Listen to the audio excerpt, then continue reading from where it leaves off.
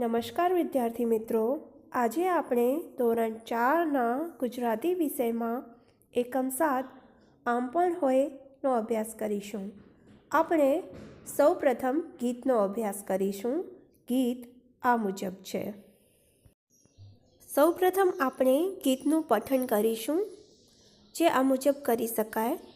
1.5 ફૂટની દાઢીને 4 ફૂટની ચોટલી, ગધા ઉપર બેસે ડોશો માથે મૂકી પોટલી. ઠસ ઠસ જાય, હસ હસ થાય, ચોટલીના ઝૂલામાં બેસી પંખી ગીતો ગાય.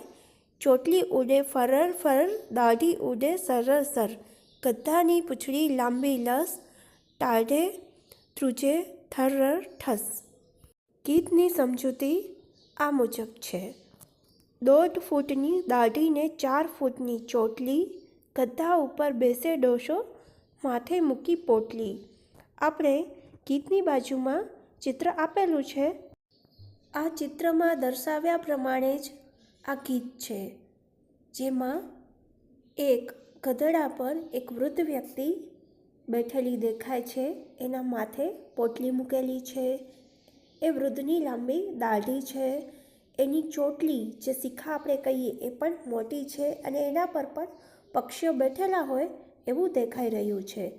તો 1.5 ફૂટની દાઢી ને 4 ફૂટની ચોટલી, એને ગધા એટલે કે ગધેડા ઉપર બેસે ડોશો વૃદ્ધ વ્યક્તિ, અને એણે માથે મૂકી છે પોટલી. ઠસ ઠસ જાય, ફસ ફસ થાય, ચોટલીના ઝૂલામાં બેસી પંખી ગીતો ગાય. ગધેડા પર બેસેલ વૃદ્ધ વ્યક્તિ, એ ડોશા બાપા છે, તે ઠસ ઠસ કરતા જાય છે અને ફસ ફસ થતા જાય છે, એમ ગીતમાં કહ્યું છે. અને એની ચોટલી આટલી 4 ફૂટની લાંબી છે. એના ઝૂલામાં બેસી અને પંખી ગીતો ગાય છે. ચોટલી ઉડે ફરર ફર, દાઢી ઉડે સરર સર, ગધાની પૂંછડી લાંબી લસ, ટાઢે ધ્રુજે થરર ઠસ. કહ્યું છે કે જે ચોટલી છે એટલી લાંબી, એ ફરર ફરર કરતી ઉડે છે, અને દાઢી છે એ હવામાં સરર સરર એમ થાય છે. ગધેડાની પૂંછડી પણ લાંબી લસ છે, અને ટાઢમાં એ થરર થરર ઠસ કરતાં ધ્રુજે છે. આ ગીત છે એ રમણલાલ સોનીએ લખેલું છે. આ ગીત આપણને મજા પડે તેવું છે. ગીત પછી આપણે ગોરીઓ ગુમ એ વાર્તાનો અભ્યાસ કરીશું. વાર્તા આ મુજબ છે. એક નાનકડું ગામ. ગામમાં સોમાભાઈ નામના ખેડૂત રહે. તેમની પાસે 2 બળદ, એકનું નામ કાળિયો અને બીજાનું નામ ગોરીયો. બંને બળદ એમને ખૂબ વહાલા. ગોરીઓ ગુમ વાર્તામાં એક નાનકડા ગામડાની વાત છે. એ ગામમાં સોમાભાઈ નામના એક ખેડૂત રહે છે. તેમની પાસે 2 બળદ છે. એકનું નામ કાળિયો છે અને બીજાનું નામ ગોરીયો છે. એ બંને બળદ સોમાભાઈને ખૂબ જ વહાલા છે. માર્ચ મહિનો આવ્યો. બાજરી વાવવાનો સમય થયો. વાવણી માટે પહેલાં ખેતર ખેડવું પડે.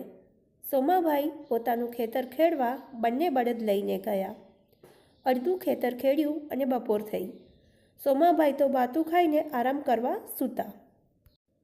માર્ચ મહિનો આવ્યો અને બાજરી વાવવાનો સમય થયો.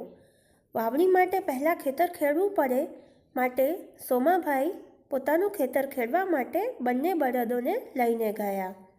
અડધું ખેતર ખેડ્યું ત્યાં સુધીમાં તો બપોર થઈ ગઈ. માટે સોમાભાઈ તો ભાતું, જે ખાવાનું હતું, તે ખાઈને આરામ કરવા સૂતા, જે આપણે ચિત્રમાં દેખાય છે. જાગીને જોયું તો 2 બળદમાંથી એક બળદ ગાયબ. ખેતરમાં કાળિયો જ હતો. ગોરીયો તો દેખાયો જ નહીં. ખેતરમાં ઘણું શોધ્યો પણ ગોરીયો ક્યાંય ન જડ્યો. હવે સોમાભાઈ છે એ સૂતા આરામ કરવા માટે, અને પછી જ્યારે એમણે જાગીને જોયું તો 2 બળદમાંથી એક બળદ ગાયબ હતો, અદૃશ્ય હતો, દેખાતો ન હતો. ખેતરમાં એક જ બળદ હતો, કાળિયો. ગોરીયો તો દેખાયો જ નહીં. તેમણે ખેતરમાં ખૂબ જ શોધ્યું પણ ગોરીયો તેમને ક્યાંય મળ્યો નહીં. અહીં આપણે વાર્તાની સમજૂતીમાં વિરામ લઈશું. બાકી રહેતી વાર્તા આપણે આપણા હવે પછીના વિડીયોમાં સમજીશું. આભાર.